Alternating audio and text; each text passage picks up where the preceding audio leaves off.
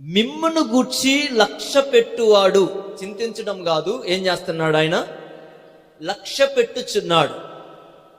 ఎందుకనంటే భూమి మీద ప్రతి వ్యక్తి తప్పనిసరిగా ఏదో ఒక దానిని, తనకిష్టమైన దాన్ని, తనకు నచ్చిన దానిని ఏం చేస్తాడు చెప్పండి?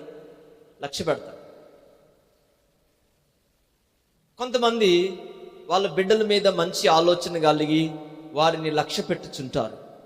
సో వీళ్ళకు మంచి చదువులు చదివించాలి, వీళ్ళకు మంచి ఇల్లు కట్టించాలి, వీళ్ళని మంచి ఉద్యోగం వచ్చేటువంటి బిడ్డలుగా చేయాలి. అవునా కదా? ఎందుకని అని అంటే కేర్ చేయడం, పిల్లల మీద ఆ యొక్క మంచి దృష్టి కలిగి ఉండడం అన్నమాట.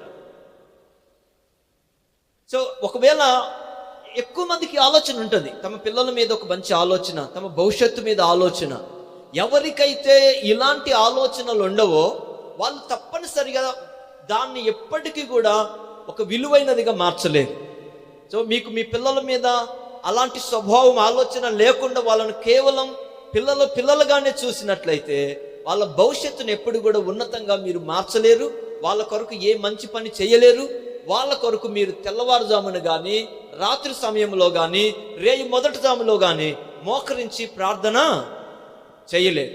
సో మీరు ఎప్పుడైతే మీరు లక్ష్య పెడతారో, వాళ్ళ భవిష్యత్తును మీరు లక్ష్య పెడతారో, మీ కుటుంబముల మీద మీరు ఎప్పుడైతే మంచి ఆలోచన పరులై లక్ష్య పెడతారో, అప్పుడే మీరు పెందల కాడలేసి ప్రార్థన చేసే వాళ్ళై ఉంటారు.